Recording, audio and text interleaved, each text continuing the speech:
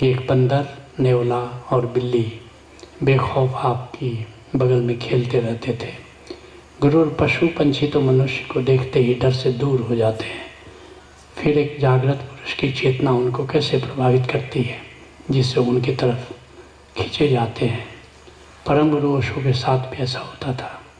प्रवचन के दौरान गौरैया उनके आसपास मंडराती थी, हाथों पर और माइक पर बैठ जाती थी। सारे जीव जंतु तुम्हारे प्रेम को पहचानते हैं। तुम्हारे भीतर अगर प्रेम की तरंगे हैं तो तुम्हारी ओर खींच के चले आते हैं। और अगर तुम्हारे भीतर भय है, तुम्हारे भीतर नफरत है, तुम्हारे भीतर दुराव है, रिपल्सन है, तो वे दूर चले जाते हैं। और पशु पक्षी हमसे ज़्यादा संवेदनशील हैं इस बारे में, पहचान लेते हैं।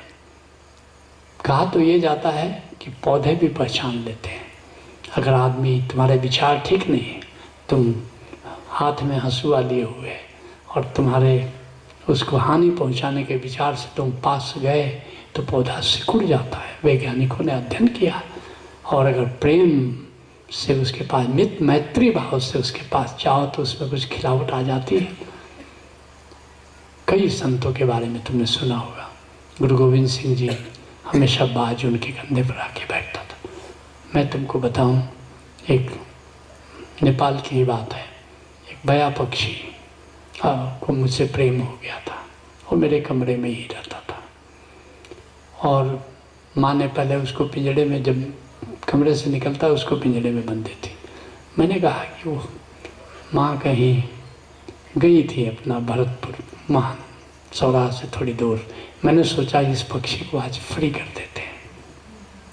और उसका पिंजड़ा मैंने खोल दिया, बाहर निकाल करके, जा उड़ जा।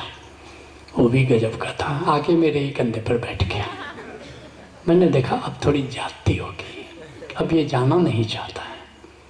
और फिर मैंने कहा कि जब ये जा ही नहीं रहा है तब पिंजड़े में बंद करके क्या करना। तुमको जान करके आश्चर्य होगा कि वो, मैं आश्रम में घूमता था तो वो बया पक्षी ऐसे कंधे पर बैठ के वो भी घूमता रहता था। और जब भी समाधि का शब्द बजता था वो समाधिस्थ हो जाता था, समाधिस्थ हो जाता था। लेकिन एक दिन ऐसा हुआ कि वो जो डोर क्लोज़र लगा था, माँ ने डोर क्लोज़र खोला, उसी समय उड़ा और वो दब गया। और माँ तो, मैं तो बाथरूम में था, माँ जोर से चिल्लाई, स्वामी जी, स्वामी जी। मैं टॉवेल लपेट के बाहर आया, क्या है माँ? ये तो मर गया, मुझसे पाप हो गया। उन्होंने बताया कि नहीं, आपसे कोई पाप नहीं हुआ, लेकिन आप चाहती क्या हो? बोला कि एक बार जिंदा करके जिंदा हो जाए। उनकी माँ आधी गर्दन इसकी कट गई है, अब जिंदा भी होगा तो बेकार होगा। कहा कि नहीं, मैं चाहती हूँ कि एक बार जिंदा होके आपके हाथों में ये दम तोड़े। मैंने कहा चलो ठीक है। मैंने उसको हाथों में लिया।